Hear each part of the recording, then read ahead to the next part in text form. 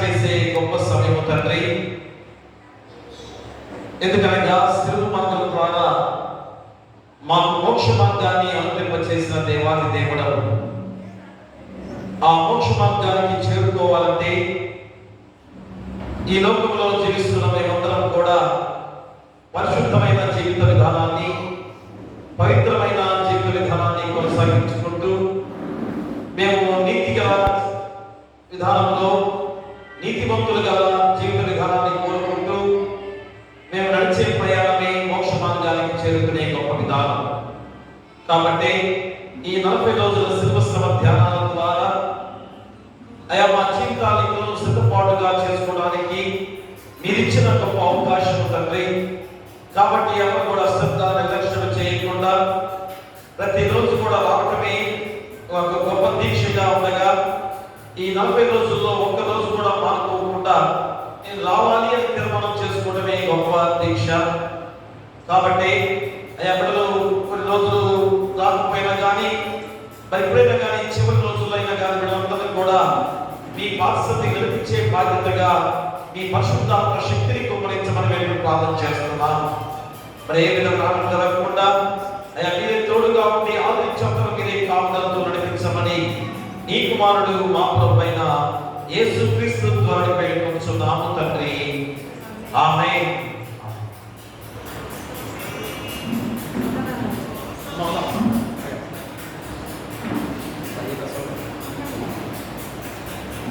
ఆంధ్ర క్రైస్తవ కీర్తన పుస్తకం నుంచి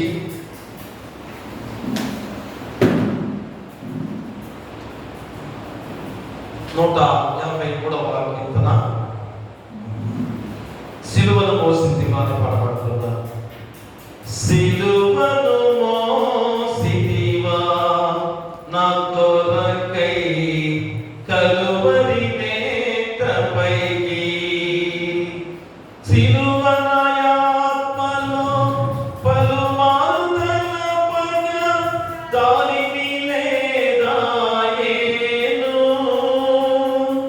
హాయి చాలికి మారుగా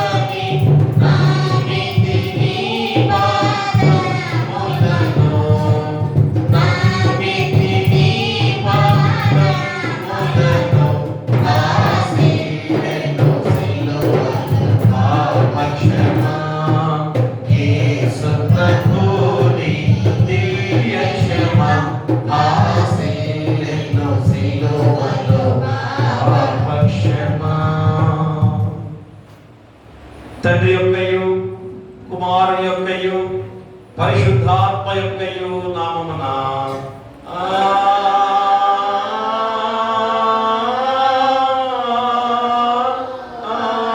ఆమేన్. ఓ ప్రభువా, నా పెదవులను తెరువుము.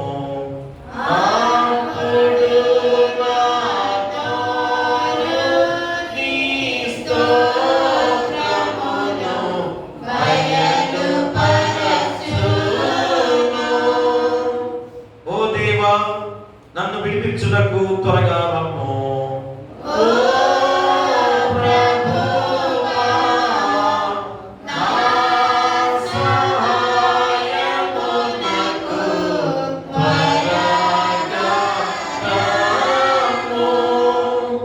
తండ్రికిని కుమారుడికిని పరిశుద్ధాత్మకును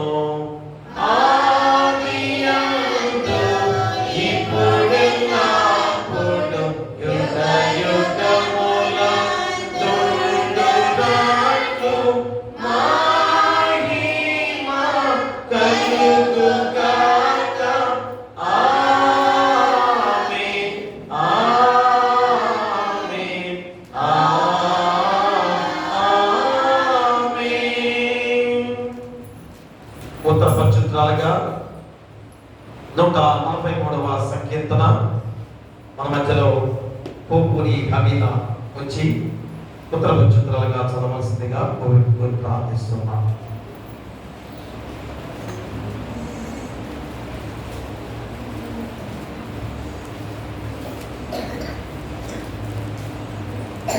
ఏర్పాటు చేయబడిన ఉత్తర పద్ధతుల బాధ్యతలు కీర్తనలు 143 ఒకటి నుంచి చివరిగా. యెహోవా, నా ప్రార్థన ఆలకింపుము, నా విన్నపములకు చెవియొగ్గుము. నీ విశ్వసత్యమును బట్టి నీ నీతిని బట్టి నాకు ఉత్తరమిమ్ము. నీ సేవకులతో వ్యాజ్యమాడకము, సజీవులలో ఒకడు నీ సన్నిధిని నీతిమంతుడుగా ఎంచబడడు. శత్రువులు నన్ను తరుముచున్నారు, వారు నా ప్రాణమును నేల పడగొట్టుచున్నారు. చిరకాలము కిందట చనిపోయిన వారితో పాటు గాఢంల కాలంలో నన్ను నివసింపజేయుచున్నాయి. కావున నా ఆత్మ నాలో కృంగి ఉన్నది, నాలో నా హృదయము విస్మయముండెను. పూర్వదినములు జ్ఞాపకము చేసుకొనుచున్నాను, నీ క్రియలన్నీ ధ్యానించుచున్నాను. నేను నీ చేతుల పని యోచించుచున్నాను. నీ తట్టు నా చేతులు చాపుచున్నాను, ఎండిపోయిన భూమిపై నా ప్రాణం నీ కొరకు ఆశపడుచున్నది. యెహోవా, నా ఆత్మ క్షీణించుచున్నది, త్వరగా నాకు ఉత్తరమిమ్ము. నేను సమాధిలోనికి దిగువారి వలె కాకుండానట్లు నీ ముఖమును నాకు మరుగు చేయకుము. నీ యందు నేను నమ్మిక ఉంచుచున్నాను, ఉదయం నీ కృపాచారమును నాకు వివరింపుము. నీ వైపు నా మనస్సుని నిలుపుకొనుచున్నాను, నేను నడవలసిన మార్గం నాకు తెలియచేయము. యెహోవా, నేను నీ మరుగు జొచ్చి ఉన్నాను, నా శత్రువుల చేతిలో నుండి నన్ను విడిపింపుము. నీవే నా దేవుడవు, నా చిత్తానుసారముగా ప్రవర్తించుటకు నాకు నేర్పుము. దయగా నీ ఆత్మ సమభూమి గల ప్రదేశమందు నన్ను నడిపించుగాక. యెహోవా, నీ నామమును బట్టి నన్ను బ్రతికింపుము. నీ నీతిని బట్టి నా ప్రాణమును శ్రమల నుండి తప్పింపుము. అందరం కలిసి, నేను నీ సేవకులను నీ కృప బట్టి నా శత్రువును సమర్పింపుము.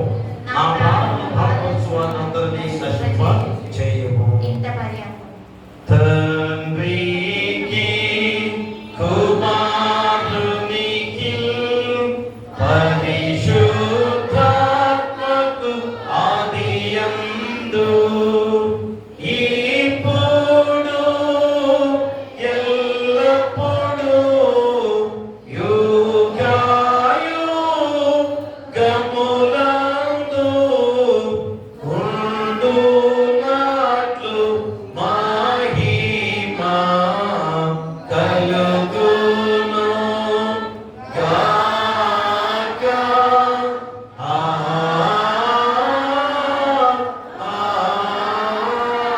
ఆమేన్. ఈ 40 రోజుల సిలబస్ ధ్యానంలో ప్రత్యేకమైన లేఖన భాగాలుగా అపోస్తుల కార్యములు 20వ అధ్యాయము 7 నుంచి 12 వచనాలు కుమారి వాసిపండ్ల హన్సిప్రియ వచ్చి చదవలసిందిగా కోరి ప్రార్థిస్తున్నాం.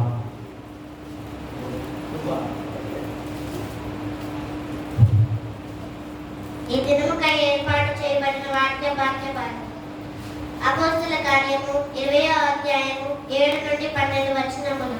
ఆదివారంలో మేము రొట్టె విరుచుటకు కూడి ఉన్నప్పుడు పౌలు మరనాడు వెలనయ్యుండి వారితో ప్రసంగించుచు అర్ధరాత్రి వరకు విస్తరించి మాట్లాడుచుండెను. మేము కూడి ఉన్న మేడగదిలో అనేక దీపములు ఉండేను. అప్పుడు ఐదుకు అనే నౌక యవనస్తుడు కిటికీలో కూర్చుండి గాఢ నిద్రపోయి పౌలు చాలాసేపు ప్రసంగించుచుండగా నిద్రభారము వలన జోగి 3వ అంతస్తు నుండి కింద పడి చనిపోయిన వాడి యొద్ద పడెను. అంతటా పౌలు కిందకి వెళ్ళి అతని మీద పడి కౌగిలించుకొని, మీరు తొందరపడకుడి, అతని ప్రాణములోనున్నది అని వారితో చెప్పెను. అతడు మరలా పైకి వచ్చి రొట్టె విరుచుటకు కూర్చుకొని తెల్లవారు వరకు విస్తారముగా సంభాషించి బయలుదేరెను. వారు బ్రతికిన ఆ చిన్నవాణిని తీసుకొని వచ్చినప్పుడు వారికి విశేషమైన ఆదరణ కలిగింది. ఓ ప్రభువా మమ్మల్ని కనికరింపుము. దేవునికి స్తోత్రము కలుగును గాక. ఈరోజు వాక్య ధ్యానం చేయడానికి మన మధ్యలో ఏ ప్రసన్న వాక్య ధ్యానం చేసే ముందు ప్రార్థనలో నడిపించడానికి శ్రీమతి కొరబండి సరళ గారు వచ్చి ప్రార్థనలో నడిపించవలసిందిగా కోరి ప్రార్థిస్తున్నాం. ముందుగా ధన్యత నాకు ఇచ్చినందుకు నా దేవునికి మనకు తెలుపుకుంటూ సమయాన్ని ఇచ్చిన సంఘ కాపరి గారికి వందనాలు, అలాగే సంఘ భాషణ గారికి నా వందనాలు, కూడి వచ్చిన సంఘం అంతటికి కూడా నా హృదయపూర్వక వందనాలు తెలుపుకుంటున్నాను. లెంట్లోని 29వ రోజున ఏర్పాటు చేయబడిన విషయం జీవము గల దేవుడు.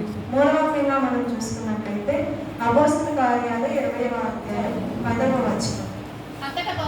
అంతటా పౌలు క్రిందికి వెళ్ళి అతని మీద పడి కౌగిలించుకొని, మీరు తొందరపడకుడి, అతని ప్రాణం అతనిలో ఉన్నదని వారితో చెప్పారు. ఇక్కడ మనం 7 నుంచి 12 వచనాలు కూడా చూసినట్లయితే పౌలు గారు విస్తరించి దేవుని సువార్తను మాట్లాడుచుంటారు. అక్కడ 5 కాల యవనస్తుడు నిద్రాభారం వలన పై అంతస్తు నుండి కింద పడి చనిపోయిన వారే ఎత్తబడేను. అయినను కూడా పౌలు అతని ప్రాణం అతనిలోనే ఉన్నదని చెప్పినట్టుగా కూడా మనం చూస్తూ ఉన్నాం. అలాగే పాత నిబంధనలో కూడా యెహోవా తన భక్తుడైన ఏలియా ద్వారా సారెపతు ఊరి విధవరాల కుమారుని బ్రతికించారు. మనం చూసినట్లయితే 1వ రాజుల గ్రంథము 17వ అధ్యాయం 22వ వచనం. యెహోవా ఏలియా చేసిన ప్రార్థన ఆలకించి ఆ చిన్నవానికి ప్రాణము మరలా రానిచ్చినప్పుడు వాడు బ్రతికేను. ఈ 2 వాక్య భాగాలని మనం పరిశీలనగా చూసినట్లయితే మనం నమ్మే మన దేవుడు ఎలాంటి వారో ఇక్కడ పూర్తిగా కనిపిస్తూ ఉంది. ఆయన విగ్రహం వంటి మృతదేవుడు కాదని, అలాగే ఆయనకి శక్తియు అధికారం ఉందని కూడా మనకు తెలుస్తూ ఉంది. చనిపోయిన వారిని బ్రతికించే జీవం గల దేవుడు అని ఇక్కడ స్పష్టంగా కనిపిస్తూ ఉంది. అలాగే ఇక్కడ ఇంకోటి కూడా మనం చూసినట్లయితే దేవుని కార్యాలు జరిగేటప్పుడు ఆయన నామ మహిమార్థం జరిగే పనులను ఆటంకపరచాలని అపవాది కూడా అన్ని రకాలుగా కూడా ప్రయత్నం చేస్తూ ఉంది. అపోస్తల కార్యాలు 20వ అధ్యాయం 7, 8, 9 వచనాలు మనం చూస్తాం. ఆదివారంలో మేము రొట్టె విరుచుటకు కూడి వచ్చినప్పుడు పౌలు మరునాడు వెలనయ్యుండి వారితో ప్రసంగించుచు అర్ధరాత్రి వరకు విస్తరించి మాట్లాడుచుండెను. మేము కూడి ఉన్న మేడగదిలో అనేక దీపములుండెను. అప్పుడు ఐదుకు అనునొక యవనస్తుడు కిటికీలో కూర్చుండి గాఢ నిద్రపోయి పౌలు చాలాసేపు ప్రసంగించుచుండగా నిద్రాభారము వలన జోగి 3వ అంతస్తు నుండి క్రింద పడి చనిపోయిన వాడే ఎత్తబడెను. అలాగే రాజుల గ్రంథంలో 1వ రాజుల గ్రంథంలో కూడా సారెపతు ఊరి విధవరాలని దేవుడు ఆమె కుటుంబాన్ని కూడా అనేక దినములు పోషించినట్టుగా కూడా మనం చూస్తూ ఉంటాం. అక్కడ చూస్తే పిండి తక్కువ కాలేదు, బుడ్డిలో ఉన్న నూనె అయిపోలేదని కూడా మనం చూస్తాము. రెండు చోట్ల కూడా దేవుని నామం మహిమపరచబడుతూ ఉంది కాబట్టి అపవాది దాన్ని ఆటంకపరచాలని ఎన్నో విధాలుగా ప్రయత్నం చేస్తూ ఉంది. అయినను కూడా చివరకు జీవం గల దేవుడు మాత్రమే మహిమపరచబడతాడని కూడా మనం చివరి వచనాల్లో చూస్తూ ఉన్నాం. కాబట్టి ఈ జీవం గల దేవుడు అనే అంశభాగాన్ని 3 ఉపాంశాలుగా మనం పరిశీలన చేసినట్లయితే అందులో మొదటి చనిపోయిన దానికి జీవాన్ని ఇచ్చే దేవుడు. ఇక్కడ చనిపోయినది అంటే శరీరం మాత్రమే కాదు కానీ ఆత్మానుసారమైన జీవితాన్ని కూడా మనం జ్ఞాపకం ఉంచుకోవాలి. మనం 1వ రాజుల గ్రంథం 17వ అధ్యాయం 22వ వచనాన్ని మళ్ళా చదువుకున్నాం. యెహోవా ఏలియా చేసిన ప్రార్థన ఆలకించి ఆ చిన్నవానికి ప్రాణము మరలా రాణించినప్పుడు వాడు బ్రతికేను. ఇక్కడ వెధవరాలి కుమారుడు చనిపోయినప్పుడు ఆమె నిరాశతో మాట్లాడుతున్నట్టుగా మనం చూస్తూ ఉంటాం. ఆమె ఆశ పూర్తిగా పోయినట్టుగా కూడా మనం చూస్తూ ఉంటాం. అలాగే మన జీవితాల్లో కూడా అనుకోకుండా వచ్చే సమస్యలు కానీ కష్టాలు కానీ నష్టాలు కానీ వచ్చినప్పుడు వాటిని చూసి మనం భయపడేవారుగా కాదు కానీ విశ్వాసంతో ముందుకు నడిచేవారుగా ఉండాలని వాక్యం చెప్తా ఉంటాం. అలాగే మన కుటుంబ సభ్యులు ఎవరైనా అనుకోకుండా దూరమైనప్పుడు దేవుణ్ణి నిందించేవారుగా కాదు కానీ ఆయన ఆలయానికి దూరమయ్యేవారుగా కాదు కానీ ఇంకనూ ఆయన విశ్వాసంలో ఎదిగేవారుగా ఉండాలని దేవుడు చెప్తున్నారు. 1వ రాజుల గ్రంథం 17వ అధ్యాయం 18వ వచనం మనం చూస్తే ఆమె ఏలియాకు దైవజనుడా నా యొక్కకు నీవు రా నిమిత్తమేమి నా పాపమును నాకు జ్ఞాపకం చేసి నా కుమారుని చంపుటకై నా ఎద్దకు వచ్చిందివా అని మనవి చేయగా ఇక్కడ విధవరాలు నిరాశతో మాట్లాడుతున్నట్టు మనం చూస్తాము. పై వచనాల్లోనేమో ఆమె పిండి తక్కువ కాలేదు, నూనె అయిపోలేదు, ఆమె ఇంటిలో ఉన్న జనమందరం కూడా అనేక దినములు భోజనం చేయించు వచ్చి అని మనం చూస్తాం. దేవుడు అంతగా పోషించినప్పటికీ కూడా ఆమె నిరాశతో మాట్లాడుతూ ఏలియా మీద నిష్ఠూర పడుతున్నట్టుగా కూడా మనం చూస్తూ ఉన్నాం. అలాగే మనం కూడా అకస్మాత్తుగా వచ్చే సమస్యలను చూసి లేదా మన కుటుంబ సభ్యులు దూరమైనప్పుడు నిరాశతో మాట్లాడేవారుగా కాకుండా ప్రార్థనలో ఇంకా ఎదిగేవారిగా ఉండాలని వాక్యం చెబుతుంది. వారి గురించి ప్రార్థన చేసేవారిగా ఉండాలని కూడా వాక్యం చెబుతుంది. దాన్ని బట్టి యేసు అంటాడు, యోహాను సువార్త 11:25 వచనం. అందుకు యేసు పునరుద్ధానమును జీవమును నేనే, నా యందు విశ్వాసం ఉంచువాడు చనిపోయినను బ్రతుకును.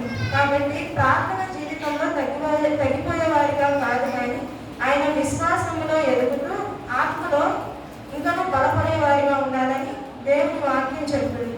మనం నమ్మే మన దేవుడు ఏ స్థితిలో నుండి అయినను దేనినైనాను జీవంతో నిలబెట్టగలిగే దేవుడని మనం నమ్మాలి. దేనినైనాను అంటే మనం చూస్తే యెహెజ్కేలు గ్రంథము 37వ అధ్యాయం 5వ వచనాన్ని చదువుకున్నట్లయితే ఈ ఎముకలకు ప్రభువైన యెహోవా సెలవిచ్చినదేమనగా మీరు బ్రతుకున్నట్లు నేను మీలోనికి జీవాత్మను రప్పించుచున్నాను. యెహెజ్కేలు గ్రంథం 37వ అధ్యాయంలో 1 నుంచి 14 వచనాల వరకు కూడా యెహోవా హస్తము యెహెజ్కేలుతో మాట్లాడుతున్నట్లు మనం చూస్తూ ఉంటాం. దేవుడు యెహెజ్కేలుతో అంటారన్నమాట, ఎండిపోయిన ఎముకలు బ్రతకగలవా అని. అప్పుడు యెహెజ్కేలు అంటారు, అది నీకే తెలియని తండ్రి అని. అప్పుడు యెహోవా యెహెజ్కేలుతో ఆ ఎండిపోయిన ఎముకలతో ఇలా అనుము అని, ఎండిపోయిన ఎముకలారా యెహోవా మాట ఆలకించుడి అని యెహోవా చెప్పిన ప్రవచనంతో మాట్లాడతారన్నమాట యెహెజ్కేలు. 7వ వచనాన్ని మనం చూస్తే ఆయన నాకు ఇచ్చిన ఆజ్ఞ ప్రకారం నేను ప్రవచించుచుండగా గడగడమను ధ్వని ఒకటి పుట్టేను. అప్పుడు ఎముకలు ఒకదానితో ఒకటి కలుసుకునేను. 10వ వచనాన్ని మనం చూస్తే ఆయన నాకు ఆజ్ఞాపించినట్లు నేను ప్రవచింపగా జీవాత్మ వానిలోనికి వచ్చాను. వారు సజీవులై లేచి లెక్కింప సత్యము కానీ మహాసైన్యమని నిలిచిరి. మహాసైన్యమై నిలిచిరి. లోయలో పడి ఉన్న ఎముకలతో దేవుడు ఒకే ఒక మాట పలుకున్నారే లెక్కింపలేని మహాసైన్యమై నిలిచినట్టుగా కూడా మనకు వాక్యం చెప్తాము.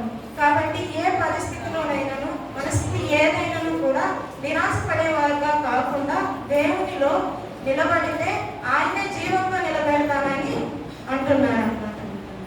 రెండవదిగా మనం చూస్తే విశ్వాసం మరియు ప్రార్థన ద్వారా జీవం వస్తుంది. మొదటి మాటలో మనం చూసుకున్నప్పుడు దేవుడు జీవంతో నిలబెడతాడు అని చూసుకున్నాం. అదే ఆ జీవం మనకు రావాలంటే మనం ఏం చేయాలి? ఆ జీవాన్ని దేవుడు మనకి ఇవ్వాలంటే మనకి ఎలాంటి అర్హత ఉండాలంటే మనకు విశ్వాసంతో కూడిన ప్రార్థన ఉండాలని చెప్తున్నాం. అపోస్తల కార్యాలు 20వ అధ్యాయం 10-11 అంతట పౌలు క్రిందికి వెళ్ళి అతని మీద పడి కౌగిలించుకొని మీరు తొందరపడకుడి, అతని ప్రాణం అతనిలో ఉన్నదని వారితో చెప్పాను.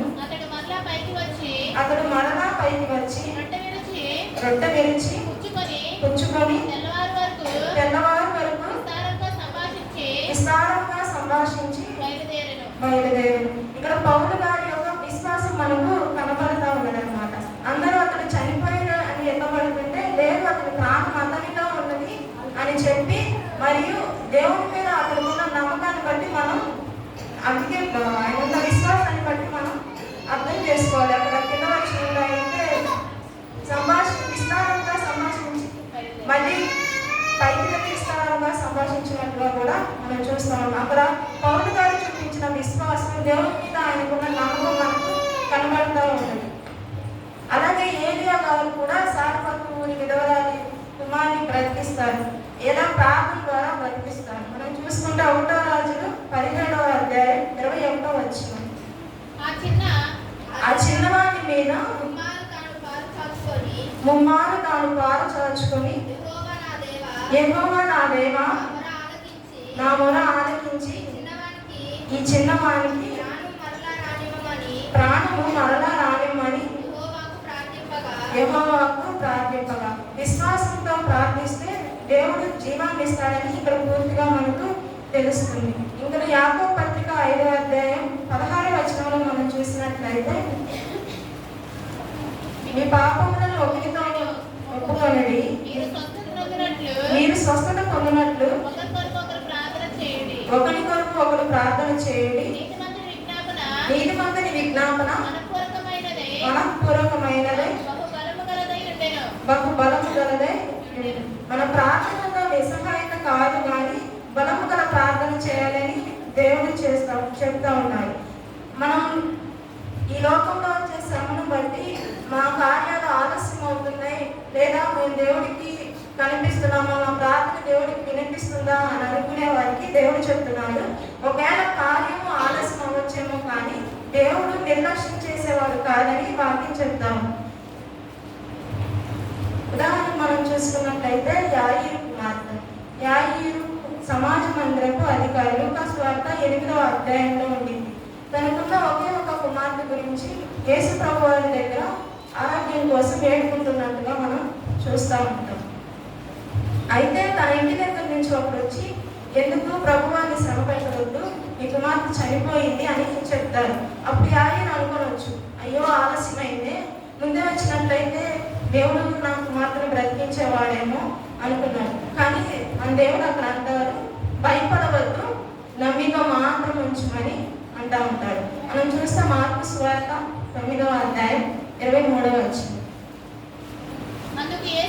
అందుకు యేసు నమ్ముట నీ వలనైతే నమ్మువానికి సమస్తము సాధ్యమని అతనితో చెప్పాను. ముందు నమ్మేవారిగా మనం ఉండాలి. అది ఆలస్యమైనా సరే దేవునికి అది సరిగ్గా సమయానికి జరిగినట్టుగా కూడా మనం చూస్తూ ఉంటాం. మూడవదిగా మనం చూసుకున్నట్లయితే జీవంతోనూ సాక్ష్యంతోనూ నిలబెట్టే దేవుడు. నమ్మికతో విశ్వాసంతో ప్రార్థిస్తే జీవాన్ని ఇస్తానని చెప్పిన ఆ దేవుడే ఆ జీవంతో పాటుగా మిమ్మల్ని అందరినీ కూడా సాక్షులుగా నిలబెడతానని చెప్తున్నాడు. మనం చూస్తే 1వ రాజుల గ్రంథము 15వ అధ్యాయం 24వ వచనం. ఆ స్త్రీ ఏలియాతో నీవు దైవజనుడవై ఉన్నావనియు నీవు పలుకుచున్న యెహోవా మాట నిజమనియు ఇందుచేత నేను ఎరుగుదునని. తన కుమారుడు చనిపోయినప్పుడు ఏ స్త్రీ అయితే నిరాశతో మాట్లాడి ఏలియాను నిష్ఠురంగా మాట్లాడిందో ఆ స్త్రీయే ఇప్పుడు అంటుంది, తన కుమారుడు బ్రతికినప్పుడు నీవు నిజంగా దైవజనుడై ఉన్నావని యెహోవా మాట నిజమని అని అంటా ఉన్నట్టుగా కూడా మనం చూస్తా ఉన్నాం. తన కుమారుడి జీవమే ఆమె చూసి దాన్నే ఆమె సాక్ష్యంగా పలుకుతున్నట్టుగా కూడా మనకు వాక్యం చెప్తాం. అలాగే ఈరోజు మనం చదువుకున్న పాఠ్య భాగంలో కూడా పౌలు గారు 5 చనిపోయారని అందరూ అంటున్నప్పటికీ కూడా ఆయన లేదు, అతని కౌగిలించుకొని అతని ప్రాణం అందరిలోనే ఉన్నదని నమ్మకంతో చెప్పినప్పుడుగా కూడా చూస్తూ ఉన్నాం. అక్కడ సంఘము సాక్ష్యంగా నిలబడేట్టుగా కూడా మనం చూస్తాం. అపోస్తల కార్యాలు 20వ అధ్యాయం 12వ వచనం. వారు ఆ బ్రతికిన ఆ చిన్నవారిని తీసుకొని వచ్చినప్పుడు వారికి విశేషమైన ఆదరణ కలిగేను. ఆ చిన్నవాడు బ్రతికినప్పుడు వారికి సంఘం నుంచి విశేషమైన ఆదరణ వచ్చింది. అలాగే దేవుడు కూడా ఇంకా మహిమపరచబడినట్టుగా కూడా వాక్యం చెప్తాము. ఉదాహరణకు మనం చూసుకున్నట్లయితే లాజరు గారి జీవితం అంటే ఇక్కడ కొన్ని కార్యాలు అనేవి దేవుని నామం నిమిత్తం ఏర్పరచబడి ఉన్నాయని దేవుడు వాక్యం ద్వారా సర్విస్తూ ఉంటారు. అందులో మనం చూసుకున్నదే లాజరు గారి జీవితం. మార్తా మరియల సహోదరుడు అతను రోగి అయినప్పుడు దేవుని దగ్గరికి వర్తమానం వెళ్ళింది. యోహాను సువార్త 11వ అధ్యాయంలో ఉంది. రోగి అయినప్పుడు వర్తమానం వెళ్ళినప్పటికీ కూడా దేవుడు వెళ్ళకుండా తను చనిపోయిన తర్వాత 2 రోజుల తర్వాత వెళతాడు. అప్పుడు అంతది మార్తా, ప్రభా నీవు ఉన్నట్లయితే నా సహోదరుడు చనిపోయేవాడు కాదు అని. మనం ఎందుకు దేవుడు వెళ్ళలేదంటే 11వ అధ్యాయం 4వ వచనం మనం చూస్తే యేసు అది విని ఈ వ్యాధి మరణము కొరకు వచ్చినది కాదు గాని దేవుని కుమారుడు దాని వలన మహిమపరచబడినట్లు దేవుని మహిమ కొరకు వచ్చిన నేను. యేసు ప్రభు వారు నామము మహిమపరచబడి నిమిత్తము లాజరు గారు చనిపోవడం జరిగిందని మనకి లేఖనాలు చెప్తా ఉన్నాయి. ప్రభు వారు వెళ్ళి మార్తాతో అంటారు, నీవు నమ్మితే దేవుని మహిమను చూసేదవు అని. వెంటనే లాజరుని పిలవగానే చనిపోయిన వాడు పేద వస్త్రములతో బయటకు వచ్చి జీవంతో నిలబడ్డట్టుగా కూడా మనం చూస్తూ ఉన్నాం. మన జీవితాల్లో జరిగే కొన్ని అద్భుతాలన్నీ కూడా దేవుని నామ మహిమార్థం జరుగుతాయని నమ్మాలి, కానీ ఆలస్యం అవుతుందని నిరాశపడేవారిగా మనం ఉండకూడదు. అలాగే ఆ పొందిన సాక్ష్యాన్ని మనం ఎదుటి వారిని ప్రకటించేవారిగా, నిరాశగా ఉన్న వారిని ఇంకనూ ఆత్మీయంగా ఎదిగేవారిగా చేయాలని దేవుడు చెప్తున్నాడు. మనం చూస్తే మత్తయి సువార్త 5వ అధ్యాయం 16వ వచనం.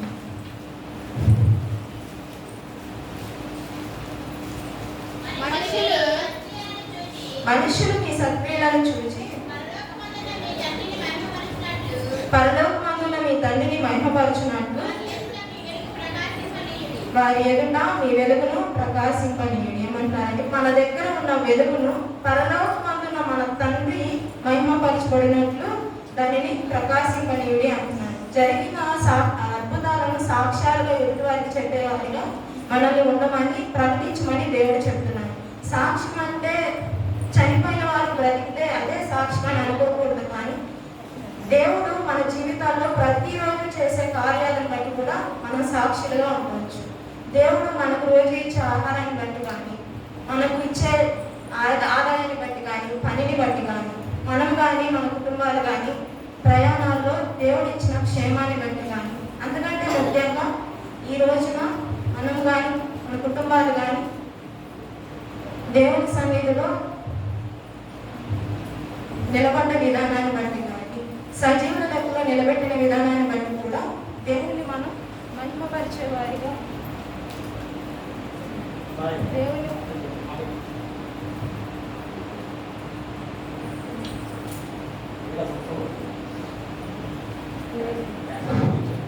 దేవుని మనం మహిమపరిచేవారిగా ఉండాలి, సాక్ష్యాలను చెప్పేవారిగా ఉండాలి, ఇతరులను వెలుగులోకి నడిపించేవారిగా ఉండాలని మనకు వాక్యం చెప్తాము.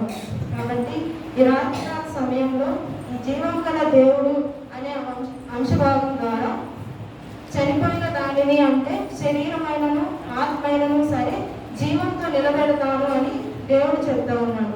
ఆ జీవం అనేది విశ్వాసంతో కూడిన ప్రార్థన ద్వారా వస్తుందని దేవుడు చెప్తా ఉన్నాడు. అలాగే ఆ ప్రార్థనతో వచ్చిన విశ్వాసంతో వచ్చిన జీవాన్ని దేవుడు సాక్ష్యంతో నిలబెడతానని కూడా చెప్తా ఉన్నాడు. కాబట్టి ఈ రాత్రికాల సమయంలో మన ఆత్మీయ జీవితాలు ఏ విధంగా ఉన్నాయో ఒకసారి మనల్ని మనం పరిశీలన చేసుకున్నాం. అవి చనిపోయిన స్థితిలో ఉన్నాయా లేదా బ్రతికిన స్థితిలో ఉన్నాయా అని చూసుకున్నాం. చనిపోయిన స్థితిలో ఉన్నప్పటికీ కూడా దేవుడు విశ్వాసంతో అడిగితే దాన్ని జీవింపజేస్తానని చెప్తున్నాం. అలాగే మన జీవితాన్ని సాక్ష్యాలుగా కూడా నిలబెడతానని చెప్తా ఉన్నాం. మనం చూసుకుంటే మన జీవితంలో జరిగే సమస్యలు కానీ బాధలు కానీ వచ్చినప్పుడు మనము నిరాశపడేవారుగా కాకుండా దేవుని కొరకు నిరీక్షణతో ఆయన కార్యాల కొరకు ఎదురు చూసేవారిగా ఉండాలి.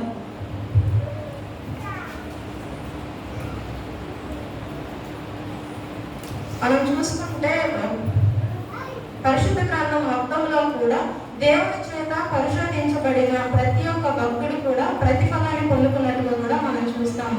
ఈ లోకంలో ఆత్మీయ జీవితంలో కూడా మనకు వచ్చే శ్రమలను బట్టి మనం నిరాశపడేవారిగా కాకుండా దేవుడు మనల్ని పరిశోధిస్తున్నాడు. పరలోకమందు దేవుడు మనకి ప్రతిఫలాన్ని ఇస్తాడని నమ్మేవారిగా ఉన్నారు. దేవుడు అక్కడ మన కొరకు సాక్ష్యాన్ని సిద్ధపరిచి మన కోసం ఎదురు చూస్తున్నాడు. కాబట్టి మనము ఆత్మీయంలో ఎదిగేవారిగా ఉండాలని కోరుకుంటున్నాం. మనం నమ్మే జీవం గల దేవుడు చనిపోయిన వారిని అలాగే అనారోగ్యంతో ఉన్న వారిని కూడా బ్రతికించిన దేవుడు. చివరకు ఎండిపోయిన ఎముకలలో సైతం జీవాన్ని ఊది మహా సైన్యంగా నిలబెట్టిన గొప్ప జీవము గల దేవుడు జీవాధిపతి అని మనం నమ్మేవారిగా ఉండాలి. మనల్ని చూసి దేవుడు పరలోకంలో సాక్ష్యం ఇచ్చే విధంగా మనము మన కుటుంబాలు మన ఆత్మీయ జీవితం ఉండాలని కోరుకుంటూ నా మాటలు ముగిస్తున్నాను. దేవుడు నామానికి మహిమ కలుగుతుంది. నిన్న మీ అందరికీ కూడా మరొకసారి వందనాలు. ఏదైనా తప్పుగా మాట్లాడితే మన్నిస్తారని సంతోషం. దేవుని సంగమా బిడ్డలారా, మన ఎంతో చక్కటి వాక్య భాగాల ద్వారా ఈరోజు జీవము గల దేవుడు అనే అంశం చేత మరి మనము ఎంత శక్తివంతులుగా దేవాది దేవుని ద్వారా పొందుకున్న గొప్ప జీవం గల దేవుడిగా మనం తోడుగా ఉన్నాడన్నది ఈరోజు ఈ యొక్క వాక్య భాగం ద్వారా మనం గుర్తు చేసుకోవాలి. ఎందుకంటే పాత పాఠ్య భాగంలో రాజులు మొదటి గ్రంథంలో మరి ఆ యొక్క ఏలియా సరపతి విధవ యొక్క కుమారుని బ్రతికించిన విధానాన్ని మనం చూస్తాం. అలాగనే మరి అపోస్తుల కార్యాలు 20వ అధ్యాయంలో 7 నుంచి 12 వచనాల్లో ఐతుకు అనే యొక్క యవనస్తుని బ్రతికించిన సందర్భాన్ని మనం చూసాం. మరి జీవం గల దేవుడు అని అంత గొప్ప సాక్ష్యంగా ఈరోజు బైబిల్ గ్రంథంలో దేవుడిలో చూపించిన ఈ వాక్య భాగాలు మనం గుర్తు చేసుకుంటే మా హెచ్కెల్ గ్రంథంలో కూడా ఎముకల సైన్యం కూడా మళ్ళా జీవం పొందుకొని మరి ఎంత యుద్ధం చేసే సైన్యం అంతా కూడా కదిలి యుద్ధం చేపించిన దేవాది దేవుడు. కాబట్టి ఎంత శక్తివంతుడైన దేవుడు మనకు తోడుగా ఉన్నాడో మరి ఈరోజు మనం గుర్తు చేసుకుంటే ఆ 3 అంశాల ద్వారా చక్కటి వాక్యం ఈరోజు మనం గుర్తు చేసింది. ఏమిటనగా ఒకటి, చనిపోయిన దాన్ని బ్రతికించు దేవుడు. మరి చూడండి ఎంత శక్తివంతమైన దేవుడిగా ఉన్నాడో మనం ప్రత్యక్షంగా యేసుక్రీస్తు వారి ద్వారానే మనం చూసాం కదా. యాయిరు కుమార్తె విషయంలో కానీ, లాజరు చనిపోయిన లాజరు బ్రతికించడం కానీ, మరి ఈ యొక్క విధవరాలి కుమారుడిని బ్రతికించడం కానీ, మరి ఇవన్నీ చూస్తే దేవుడు ఎంత శక్తివంతుగా ఉన్నాడో. మరి చనిపోయిన వారి సైతం కూడా లేపే శక్తివంతుడు మనతో సహజీవనం చేశాడు కనుక మనము మన జీవితాలు ఎంత ధన్యకరంగా ఉన్నాయో మనం గుర్తు చేసుకుంటే అలాంటి జీవం మనకు కూడా ఉంది. ఆ శక్తివంతమైన ప్రాణం మనలో కూడా ఉంది కనుక మరణం అనేది మనకు కూడా లేదు అనేది ఈరోజు మనందరం కూడా గుర్తు చేసుకోవాల్సిన విధానం. అంటే మొదటి మరణం అందరికి వస్తుంది, మొదటి మరణం అనేది అందరికి వస్తుంది. కానీ ఆ రెండవ మరణం విషయంలోనే మనం జాగ్రత్తగా ఆలోచన చేసుకోవాల్సిన బాధ్యతలో. కాబట్టి ఈరోజు చనిపోయిన వారిని బ్రతికించే దేవుడు అని ఖచ్చితమైన సాక్ష్యంగా మనందరం కూడా ఉన్న విధానము. రెండవది, విశ్వాసం మరియు ప్రార్థన ద్వారా జీవం ఏ విధంగా వస్తుందో ప్రత్యక్షంగా మనకి ఈ వాక్య భావాలను గుర్తు చేసిన సమయం. ఇక మూడవదిగా మనం చూస్తే జీవముతో సాక్ష్యముగా నిలబెట్టు దేవుడు. చూడండి, తిరిగి మనందరం కూడా జీవంతో మళ్ళా తిరిగి పరలోక రాజ్యంలో నిత్య జీవ వారసులుగా ఉండబోయే స్థితి మనం పొందుకోబోతున్నాం. అటు సాక్ష్యం మనలో ఉండేవారిగా ఈరోజు ఎంతమంది ఉన్నాం? దేవాది దేవుడు మళ్ళా తిరిగి సజీవులుగా నిత్యరాజ్య వారసులుగా చేయబోతున్నాడని ఆ సాక్ష్యం నీలో ఉండే విధంగా ఎంతమంది ఉన్నామో ఆలోచన చేసుకోవాలి. అందుకని మరి ఈరోజు నువ్వు ఏ ప్రశ్న వేసుకోవాలి? నా ఆత్మీయ జీవితం బ్రతికుందా అనేది ఈరోజు నువ్వు ఆలోచన చేసుకోవాలి. మనం ఏ ప్రశ్న వేసుకోవాలి? నా ఆత్మీయ జీవితము బ్రతికి ఉందా? మొదటి మరణం అనేది శరీరం మాత్రమే, కానీ ఆ రెండవ మరణం ఏంటి? దేవునికి ఆత్మకి, అంటే దేవుని చెప్తా ఉన్న ఆత్మ చనిపోకుండా చేసుకోవాల్సిన బాధ్యత ఈ లోకంలో ఉండగానే మనం చేసుకోవాల్సిన బాధ్యత. శరీరం ఏంది? మట్టితో చేసే శరీరం. మళ్ళా మా యొక్క శరీరాన్ని మళ్ళా తిరిగి బ్రతికింపజేసే శక్తి గల దేవుడు. అదే కదా ఎముకలను సైతం కూడా మళ్ళా తిరిగి బ్రతికింపజేసి వాడితో యుద్ధం చేయించిన దేవుడు. కాబట్టి దాని గురించి కాదు, కానీ ఆత్మ మనలో ఉన్న ఆత్మీయమైన జీవితాన్ని ఈరోజు నీకు గుర్తు చేస్తున్నాడు. కాబట్టి నా ఆత్మీయ జీవితం బ్రతికి ఉందా అని ప్రశ్న వేసుకోవాల్సిన బాధ్యత. రెండవది, నేను దేవుడిపై పూర్తిగా విశ్వాసం ఉంచానా అన్న ప్రశ్న ఈరోజు మనం వేసుకోవాలి. మూడవది, నా జీవితం దేవునికి సాక్షిగా దేవుని మహిమపరిచేవాడిగా ఉన్నానా? ఈ మూడు ప్రశ్నలు మనం వేసుకొని జీవం గల దేవుడు ఆయనే గనక మనమందరం కూడా ఆయన యందు విశ్వాసం ఉంచుతూ ఒక సాక్షులుగా మనందరం కూడా ఉండాలి. ఎందుకంటే అపొస్తలుల కార్యాలలో సంఘమే గొప్ప సాక్ష్యంగా మనం చూపిస్తున్నాడు. మరి నాకు సారిపతి విధవాళ్ళు ఎంత గొప్ప సాక్ష్యము! ఈ దేవుడు జీవం గల దేవుడిగా నా కుమారుడిని కల్పించిన దేవాది దేవుడని ఎంత గొప్ప సాక్ష్యం పలికిందో, ఈరోజు మనం కూడా అంతకన్నా గొప్ప జీవంతో నిత్య జీవ వారసులుగా ఉండబోతున్నాం కనుక మనం ఎంత గొప్ప సాక్షులుగా ఉండాలి. కాబట్టి ఈరోజు చక్కటి వాక్యము, మరి ప్రసన్న ఎంత చక్కటి వాక్యంగా చెప్పబడి 3 అంశాలతో చక్కటి అంశముగా ఈరోజు ఈ వాక్యాన్ని అందించిన ప్రసన్నకి నేను తెలియజేసుకుంటూ, మరి దీవెనకరమైన ఈ సమయంలో మనం కూడా మనందరం కూడా ఈ ప్రశ్నలకి జవాబు చెప్పుకునే వారికి ఉండాలని కోరుతూ, మీకును మీ కుటుంబాలకును సదాకాలము దేవుడు తోడైనను గాక. ఆమేన్. దహన బలి నీకు నామిస్తాము, మరియు దైవమానులు విరిగినయా మాయే. యెహోవా దేవా విరిగి నలిగినాయంటి హృదయంబల క్షంబు చేయవు. నీ కటాక్షంబుతో సియోనుకు నిపుడే నెనరు తోడను నేను సేయుము. ప్రాకాటంబుగాను యెరూషలేమునకు ప్రాకారములను కట్టింపుము. అంతటా నీతియుక్తంబులో బలులు యాగములు సర్వాంగ హోమము.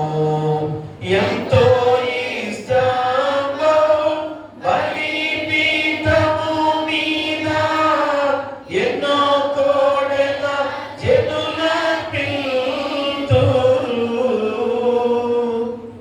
ప్రియ దేవుని బిడ్డలారా, గమనించండి. దాకా మరి వాక్యం చదివిన బిడ్డలు కానీ చిన్న పాప చక్కటి వాక్యం చదివిన విషయంలో కూడా ఎంత దీవెనకరంగా మరి బిడ్డలు మరి ఎలాగా ధైర్యంగా ముందుకు సాగాలి దేవుని విషయంలో. మరి పాప నవీల ఎంత చక్కగా ఉపచితం జరిగిందో మరి అందరు గమనించాలి. ఎందుకంటే ఎవరి కోసం ఆడపిల్లల గురించి కాదు, మగబిడ్డలు ఒక్కరు దొరకట్ల. వాక్యం ఇద్దామంటే ఎవరొస్తారు ఒక్కరు కూడా దొరకట్లేదు. బైబిల్ చదివిద్దామంటే ఒక్కరు కూడా దొరకట్లేదు, వారిపోతున్నారు. ఒకసారి తల్లిదండ్రులుగా మీరు చెప్పండి, మగపిల్లలు ఎదుగుతున్నా కానీ అడుగుతున్నా కానీ తరి అడుగుతున్నాం మేము. ఒక్క బిడ్డ ఒక్కడ దొరికాడు మాకు, ఒకే ఒక్క బిడ్డ.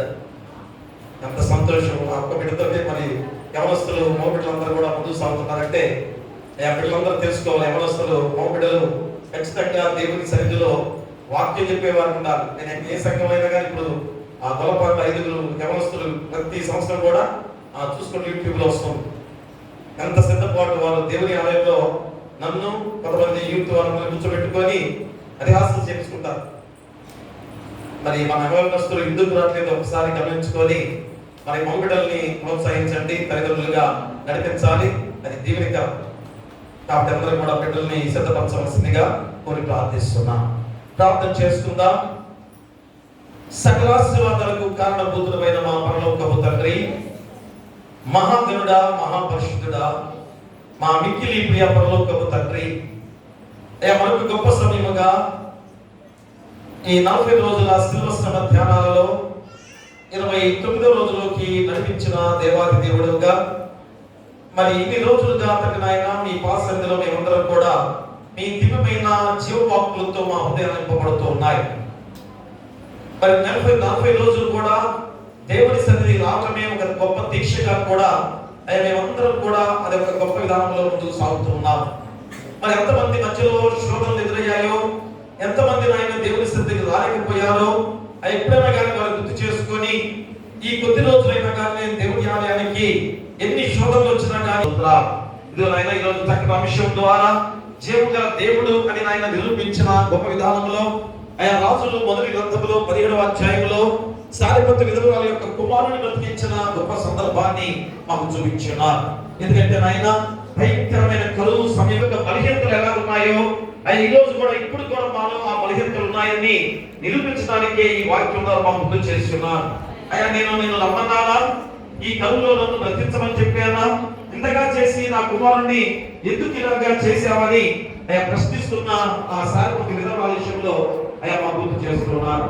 ఎందుకంటే ఆయన మనుషుల బలహీనతలు ఏంటో ఎలా ఉంటాయో అలా గుర్తు చేసినప్పుడు ఆయన ఈ రోజు మేము ఎంత శక్తివంతులుగా ఉన్నామో, ఎలాంటి కూడా ఆయన పాపాలను తీసివేసి మళ్ళా తిరిగి బ్రతింపజేసిన దేవుడిగా యేసుక్రీస్తు వారి ఇంకనూ ఆ గొప్ప కార్యాన్ని జరిగించలేదు. కానీ ఈ రోజు మేమందరం కూడా మనందరం కూడా ఆయా సజీవమైన దేవాది దేవుడిగా మన కొరకు మనందరి కొరకు కూడా శిలువ యాగముకి అవిశ్వాసముతో మేము ఉండకూడదని సారెపతు విధవరాల విషయంలో మాకు గుర్తు చేస్తున్నారు. అందుకని ఆయన ఈ రోజు అపోస్తలుల కార్యాల గ్రంథములో 20వ అధ్యాయంలో 7 నుంచి 12 వచనాలలో మీరు శ్రమిస్తున్నారు. ఐతుకు అనే యవనస్తుడు ఏ రీతిగా నిద్రపోతూ కింద పై నుంచి కింద పడిపోయాడు. అయినా కానీ అందరూ చనిపోయాడు అనుకుంటున్నారు. కానీ ఎంత దీవెనకరమో ఆ బిడ్డలో ప్రాణం ఉంది. ఎందుకంటే జీవగల దేవుడు తోడుగా ఉన్నాడు. మరి దేవుని వాక్యం వింటున్నాడు కనుక అతను ఖచ్చితంగా బతకగలడు అని ఎంత తీర్మానంతో చెప్పబడిన గొప్ప సాక్ష్యం తండ్రి. కాబట్టి ఈ రోజు మేము ఎలా ఉన్నాం, ఏ స్థితిలో మేము జీవిస్తున్నామో ఆలోచన చేసుకొని ప్రతి ఒక్కరు కూడా చనిపోయిన దానిని బతికించే దేవుడు తోడుగా ఉన్నాడని ఖచ్చితంగా మేము గుర్తిరగాలి. విశ్వాసము మరియు ప్రార్థన ద్వారా జీవం వస్తుంది అని ఖచ్చితంగా మేమందరం కూడా గ్రహించే వారి ఉండాలి. మూడవది జీవంతో సాక్ష్యంగా నిలబెట్టు దేవుడు మాకు తోడుగా ఉన్నాడని మేమందరం కూడా గొప్ప సాక్షులుగా ఉండాలి. ఈ 3 మాటల ద్వారా నా ఆత్మీయ జీవితం బ్రతికుందా అని ప్రతి ఒక్కరు ప్రశ్న వేసుకొని బ్రతికి ఉండే వారిగా మేము ఉండాలని తీర్మానంతో ముందుకు సాగాలి. నేను దేవునిపై పూర్తిగా విశ్వాసం ఉంచుతున్నానా అన్న ప్రశ్నకి జవాబు ఏం చెప్పుకోవాలనగా నేను దేవునిపై పూర్తిగా విశ్వాసం ఉంచాను అని తీర్మానం చేసుకొని వెళ్ళాలి. మూడవది నా జీవితము దేవుని సాక్షిగా దేవుని మహిమపరిచేవాడిగా ఉన్నావా అని ప్రశ్నార్థకమైన దానికి జవాబు చెప్పుకునే వారికి ఉండాలి. నా జీవితం దేవుని సాక్షిగా దేవుని మహిమపరిచేవాడిగా ఉన్నానని తీర్మానము ఈ రోజు మేమందరం కూడా చేసుకోవాలి తండ్రి. ఎందుకంటే మా కొరకు మీరు శిలువ యాగముగా అర్పించుకొని మా కొరకు ఎన్ని శ్రమలు పాలయ్యారు, ఎంతగా మీ శరీరాన్ని నలగొట్టుకుని మమ్మల్ని బతికించిన దేవాది దేవుడు. జీవగల దేవుడిగా ఉండి కూడా మమ్మల్ని బతికించిన దేవుడిగా ఉండి కూడా మా కొరకు మీరు ఎంత శ్రమ అనుభవించారో ఈ రోజైనా మేము తెలుసుకొని మా పాపాల కోసమే కదా, మా పాప జీవితాన్ని తీసివేయటానికే కదా. కాబట్టి ఈ రోజు మేము ఎలాంటి స్థితిలో ఉన్నామో ఆలోచన చేసుకొని ఇప్పుడైనా పవిత్రమైన పరిశుద్ధమైన జీవితాలతో ప్రతి ఒక్కరు కూడా ముందుకు సాగే బాధ్యత దయచేసి ప్రార్థన చేస్తున్నాం. కాబట్టి ఉన్న వాక్యాన్ని ఫలింపు చేసే విధంగా చక్కని వాక్యాన్ని తల్లిదైన బిడ్డ ఏ ప్రసన్న యవనస్తురాలు తల్లి బిడ్డ మరి చక్కని వాక్యాన్ని ప్రిపేర్ అవడానికి ఎంత శ్రమించిందో అది ఖచ్చితంగా ఉండాలి తండ్రి. వాక్యం చెప్పే విధానం ఏంటనగా వాక్యాన్ని నెమరు వేసుకునే విధానము, వాక్యాన్ని హృదయంలో భద్రపరచుకోవడానికి బిడ్డలకు ఆయన ఈ వాక్యం చెప్పే విధానాన్ని నేర్పించే గొప్ప విధానం. కాబట్టి తండ్రి వాక్యంలో బలమైన వారిగా ఉండాలి, దేవుల్లో బలమైన వారిగా ముందుకు సాగాలి. అందుకని రోజు బిడ్డ తండ్రి నాయన మరి చక్కటి వాక్యాన్ని అందించిన దానిలో అయ్యా మా బిడ్డ ఉద్యోగంలో మంచి ఉద్యోగం స్థిరపడే విధంగా మీ పరిశుద్ధాత్మ శక్తిని ఆవిడపై కుమ్మరించండి. అయ్యా వారి తల్లిదండ్రులను దీవించండి, బిడ్డలను దీవించండి. ఇంకా వారి కుటుంబాల్లో ఏ శోధన రానికుండా మీరు ఎక్కడ భద్రపరచుకోండి. అలాగే ఉత్తర పత్రికలు చదివిన పాప ఎంతో చక్కగా చదివి ఉండగా ఆ బిడ్డ కుటుంబాన్ని దీవించి ఆశించిన ఆయన కల్పి జీవితంతో నడిచే బాధ్యత బిడ్డకు దయచేయండి. అలాగే తండ్రి ఆయన వాక్యం చదివిన చిన్న పాప ఆయా పాపను కూడా దీవించండి. ఎంత ధైర్యంగా వాక్యం చదివి ఉండగా ఆయా మరోసారి బిడ్డ ఎదుగుదలలో, చదువులో, జ్ఞానంలో మీరే తోడుగా నడిపించండి. అలాగే ప్రార్థన చేసిన బిడ్డలు ఎంతో దీవెనకరంగా తండ్రి నిత్యం కూడా దేవుల్లో గడిపే గొప్ప ధన్యత వారికి ఇచ్చిన గొప్ప విధానం తండ్రి. ఇంకా వారి కుటుంబాలను దీవించి ఆశించి బలపరచమని ఆ బిడ్డలు కూడా గొప్ప స్థితిలో ఉండే విధంగా మీ కృప పాలించాలి, వారిపై కుమ్మరించమని వెళ్ళి ప్రార్థన చేస్తున్నాం. మరి తండ్రి ఆయన విన్న వాక్యాన్ని ఫలింపు చేసి ఆ వాక్యాన్ని మా హృదయంలో భద్రపరుచుకునే విధంగా ఆ వాక్యాన్ని గృహాల్లో ఆపాదించుకునే బాధ్యత దయచేయండి. వచ్చిన వాళ్ళు, రాని వాళ్ళు, దాపే ఉన్నవారు, నడివేసి ఉన్నవారు, ఎవరి ప్రదర్శన ఉన్నవారు, చిన్నబిడ్డలు, కుష్ఠరోగులు, అనాథలు, అభాగ్యులు, గర్భిణీలు దయచేయండి. బాలింతరాలు తల్లిబిడ్డలు క్షేమంగా ఉంచండి. పిల్లలు లేని వారి బిడ్డలు దయచేయండి. వివాహాలు కాని వారికి వివాహాలు చేయండి. గృహాలు లేని వారికి గృహాలు ఇవ్వండి. ఉద్యోగాలు లేని ఉద్యోగాలు దయచేయండి. ఆర్థికంగా ఇబ్బంది పడుతున్న వారికి ఆర్థికంగా సహాయం చేయండి. అలాగే విధవాళ్ళ పక్కన వ్యాజ్యం చేస్తూ మీ కృప ఆశీస్సులతో వారి కుటుంబాన్ని ఆదరించి ఆయన మరికొన్ని ఆర్థిక పరంగా లాభదాయకమైన ధనముల బిడ్డలని నడిపించే బాధ్యత దయచేయమని నేను ప్రార్థన చేస్తున్నాం. అలాగే అనారోగ్యంతో బాధపడుతూ సంఘంలో గాని, గ్రామంలో గాని, హాస్పిటల్లో గాని ఎవరైతే ఉన్నారో మా సంఘంలో గుడ్డ ఆపరేషన్లు, తల ఆపరేషన్లు, థైరాయిడ్ సమస్య, పక్షవాయువుతో బాధపడుతున్న వారు, విషములు, జ్వరాలతో బాధపడుతున్న వారు, బీపీలు, షుగర్తో బాధపడుతున్న వారు, కాలు గాయాలు, చేతి గాయాలు, వెన్నుపూస గాయాలైన వారు, షుగర్ వ్యాధితో కాలు గాయమైన బిడ్డలు కానీ, కడుపులో గట్ల ఆపరేషన్ జరిగిన బిడ్డల విషయంలో కానీ మిగిలిన ప్రతి వారి విషయం మేము ప్రార్థన చేస్తున్నాం. యేసు నామములో గద్దించి తండ్రి మీ హస్తాలతో తాకి ముట్టి స్వస్థపరచమని వేడుకను ప్రార్థన చేస్తున్నాం. అలాగే కష్టమైన పనులు చేసుకునేవారు కష్టాలైన ప్రతిభంతో నడిపించండి. ఉద్యోగస్తులు రాకపోకలు మీరు తోడుగా ఉండండి. ప్రమోషన్లతో నడిపించండి. అలాగే ఇతర దేశాలు, ఇతర రాష్ట్రాల్లో ఉద్యోగాలతో చదువుకునే బిడ్డలుగా ఉండగా ఆయా వారి ఉద్యోగాల్లో మీరు తోడుగా నడిపించండి. అలాగే చదువుకునే విధానంలో కూడా మంచి ఉద్యోగాలు స్థిరపడే విధంగా కూడా మీ పరిశుద్ధాత్మ శక్తిని వారిపై కుమ్మరించి వారి రాజుకు కూడా మీ దేవదూతల కంచెగా ఉంచమని వేడుకలు ప్రార్థన చేస్తున్నాం. అలాగే తండ్రి ఆయన వాహనాలు ప్రతి వారిని కూడా క్షేమకరంగా గృహాలు నడిపించండి. ఇందులో వ్యవసాయదారులను, వ్యాపారస్తులను నియమించి ఐదులు లాభదాయకంగా వారి కుటుంబాన్ని పోషించుకునే బాధ్యత దయచేయండి. అలాగే పాడి పశువుల పక్షాలను దీవించండి. పశువుల కాపులు, గొర్రెల కాపులు దీవించి బలపరచండి. మరి ఇందులో తండ్రి ఆయన మరి ఇందులో తండ్రి రాజకీయ నాయకులుగా, మరి ఆయన ఉద్యోగస్తులుగా ప్రజల క్షేమాన్ని కోరుతూ అయ్యా వారికి సేవ చేసే విధంగా ఉద్యోగస్తులుగా ఏర్పాటు చేస్తున్న బిడ్డల విషయం మేము ప్రార్థిస్తున్నాం. అయ్యా ప్రపంచ నాయకులు, దేశ నాయకులు, రాష్ట్ర నాయకులు, జిల్లా నాయకులు, గ్రామ నాయకులు ఆయన శాంతి సమాధానంతో నడిపించే విధంగా మీ పరిశుద్ధాత్మ శక్తిని కుమ్మరించండి. ఎక్కడో ఇరాను, ఇజ్రాయెల్ దేశము యుద్ధం చేసుకుంటుంది కదా, మాకెందుకు లేదు అనుకుంటున్నారేమో తండ్రి. మరి రోజు ప్రపంచం అంతా కూడా ఎన్ని సమస్యలతో బాధపడుతున్నారో, ఎలాంటి ఆర్థిక ఇబ్బందులతో బాధపడుతున్నారో ఈ రోజు మేమందరం కూడా గ్రహించుకునే వారికి ఉన్నాం. ఒకదానితో ఒకటి ఎలాంటి బంధాన్ని దేవుడు ఏర్పాటు చేశాడో గమనించుకోని విధంగా ఈ రోజు ప్రతి ఒక్కరికి కూడా బుద్ధి వచ్చే విధానంలో బుద్ధి అంతానికి ఆయన ఈ రోజు ఎలాంటి స్థితిలో మేము ఉన్నామో గుర్తు చేస్తున్నారు. ఎందుకంటే ఆ యుద్ధ వాతావరణ విధానంలో గ్యాస్ కొరత, పెట్రోల్ కొరత, దాని ద్వారా వ్యాపారాలు అన్ని కూడా సమస్తము స్తంభించిపోతున్న విధానమే తండ్రి. కాబట్టి ఏదో చిన్న చిన్న దేశాలు యుద్ధాలు చేసుకుంటున్నాయని మాకేమో అనుకుంటే ప్రపంచం అంతా కూడా నష్టపోయే విధానం మాదే అంతే. కాబట్టి అందరూ కూడా ప్రార్థించాలి. శాంతి సమాధానంతో అందరం కూడా ఐకమత్యంతో, సహోదర ప్రేమతో ఉండాల్సిన బాధ్యత కొరకు సంఘమంతో కూడా ప్రార్థన చేసే విధంగా మీ పరిశుద్ధాత్మ శక్తిని కుమ్మరించి యుద్ధ వాతావరణం తీసివేసి శాంతి సమాధానంతో నడిపించే బాధ్యత దయచేయండి. అలాగే తండ్రి ఆయన నూతన దేవాలయ నిర్మాణ విషయంలో మరోసారి ప్రార్థిస్తున్నాం. అంతకన్నా గొప్ప దేవాలయం నిర్మించాల్సిన బాధ్యత అందరిపై ఉంది. ఎందుకంటే అది అపవాది శోధించిన విధానం కనుక ఖచ్చితంగా అందరూ కూడా ఒక బాధ్యత తీసుకొని అపవాది శోధించిన వ్యక్తి అని అందరూ కూడా ప్రార్థించుకొని అంతకన్నా గొప్ప దేవాలయం కట్టాలి.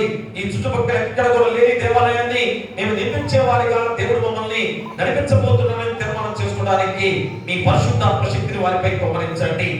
కాబట్టి ఈ సమయంలో మేము ప్రార్థిస్తున్నాం. ఇంటర్మీడియట్ ఎగ్జామ్స్ రాసి మంచి మార్కులతో విజయం సాధించిన బిడ్డలుగా మీ పరిశుద్ధాత్మ శక్తిని వారిపై కుమ్మరించండి. అదేవిధంగా ఎగ్జామ్స్ రాస్తున్న బిడ్డలను దీవించండి.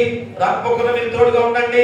ఎందుకంటే మొట్టమొదటి పబ్లిక్ ఎగ్జామ్ రాస్తున్నారు కనుక ఎలాంటి భయపడకుండా చక్కగా ప్రతి ప్రశ్నకు జవాబు రాసుకొని మంచి మార్కులతో విజయం సాధించే బాధ్యత మాటలు దయచేయండి. అలానే చిన్న బిడ్డల ఎగ్జామ్స్ కానీ వేరే ఎగ్జామ్స్ అందరూ కూడా జరుగుతున్నాయి తండ్రి. మీరే తోడుగా ఉండి మంచి విజయాలతో మంచి ఉద్యోగాలు బాధ్యత కూడా బిడ్డలు దయచేయండి. హాస్టల్లో ఉన్న ప్రతి బిడ్డలను దీవించండి. హాస్టల్ చుట్టూ కూడా మీ దేవదూతల కంచెగా ఉంచండి. అలాగే ఇతర రాష్ట్రాల్లో ఇతర చోట ఆయా కోచింగ్ తీసుకున్న వారు కానీ ట్రైనింగ్ తో ఉన్న బిడ్డల విషయంలో కూడా మేము ప్రార్థన చేస్తున్నాం. ఆయా మంచి ఉద్యోగాలు స్థిరపడే విధంగా మీ పరిశుద్ధాత్మ శక్తిని కుమ్మరించమని వేడుకలు ప్రార్థన చేస్తున్నాం. మరి ఈ సమయంలో తండ్రి నాయన ఇదిగో తండ్రి నాయన ఆదామయ్య గారికి ప్రార్థన చేస్తూ మంచి ఆరోగ్యాన్ని ఇవ్వండి. పాస్టర్ గారి వారి బిడ్డలందరూ కూడా దీవించి బలపరచమని వేడుకలు ప్రార్థన చేస్తున్నాం. అలాగే మా కుటుంబాన్ని మా బిడ్డలు కూడా దీవించండి. మంచి ఉద్యోగాలు స్థిరపడే విధంగా కూడా మీ పరిశుద్ధాత్మ శక్తిని కుమ్మరించమని వేడుకలు ప్రార్థన చేస్తున్నాం. అలాగే తండ్రి నాయన సంఘంలో ఎలాంటి శోధన రానియకుండా ఐకమత్యంతో సహోదర ప్రేమతో మేమందరం కూడా మీ పాసందులో ఏ రీతిగా గడిపే గొప్ప బిడ్డలుగా ఉంచిన విధానంలో ఎలాంటి శోధన రానియకుండా ప్రతి కుటుంబంలో ప్రతి గృహంలో కూడా మంచి కార్యాలతో అద్భుతమైన కార్యాలతో నడిపించే దేవుడుగా మీ పరిశుద్ధాత్మ శక్తిని వారి కుటుంబాలపై కుమ్మరించమని ఆయా సంఘం చుట్టూ గ్రామం చుట్టూ కూడా మీ దేవదూతల కంచెగా ఉంచమని నీ కుమారుడు మా ప్రభువైన యేసుక్రీస్తు ద్వారా వేడుకొంచున్నాము తండ్రి. ఆమేన్. పరలోకమందున మా తండ్రి, నీ నామం పరిశుద్ధపరచబడును గాక, నీ రాజ్యం వచ్చును గాక, నీ చిత్తం పరలోకమందు నెరవేర్చును భూమి యందు నెరవేరును గాక. మా దినాహారం నేడు మాకు దయచేయము. మహిళా అపరాధము చేసిన వారిని మేము క్షమించున్న ప్రకారం మా అపరాధములను క్షమించుము. శోధనను దుష్టులను తప్పించుము. రాజ్యమును శక్తియు మహిమయు నిరంతరము నీవై ఉన్నవి. ఆమేన్. మన ప్రభువైన యేసుక్రీస్తు ప్రేమ, మన తండ్రైన దేవుని కృప, పరిశుద్ధాత్మ అన్యోన్య సహవాసము ఈ 29వ రోజు ఈ సమకాల ధ్యానాలలో జీవం గల దేవుడు దేవుడు మనకు తోడుగా ఉండి మన కొరకు ఆయన శిలువ త్యాగం ద్వారా రక్షించిన దేవుడిగా ఉండగా మనం ఆత్మీయ జీవంతో ఎలాంటి సిద్ధపాటు కలిగి ఉన్నామో ఆయన గుర్తు చేసుకునే వాక్యం ద్వారా బిడ్డలు సిద్ధపాటుతో నడుస్తున్న బిడ్డలుగా దేవుడికి వచ్చిన వారికి రాని వారికి సంఘానికి గ్రామానికి రాష్ట్రానికి దేశానికి ప్రపంచంలో ప్రతి బిడ్డలకు సదాకాలము తోడైనను గాక. ఆమేన్. కట కట పాప సంకటము పాపుట కింత పట్టు బాధ నుండి నామా ఎటువంటిది ప్రేమ, ఎటువంటిది శాంత మితులవ నింతు స్వామి. ఎటువంటిది ప్రేమ, ఎటువంటిది శాంత ఎటులవ నింతు స్వామి. ఏ పాప మెరుగని యో పావన మూర్తి పాప విమోచకుండా నా పాలి దైవమా నా పాపముల కొర ఈ పాటలు నొందినావా. ఆమేన్. అయ్యన్నానండి మమ్మల్ని మాట్లాడుకుంటారమ్మా. God bless you. దయచేసి కుర్చీలు తీసుకెళ్ళండి. దయచేసి యవనస్తులు అందరు పోతారమ్మా. God bless you.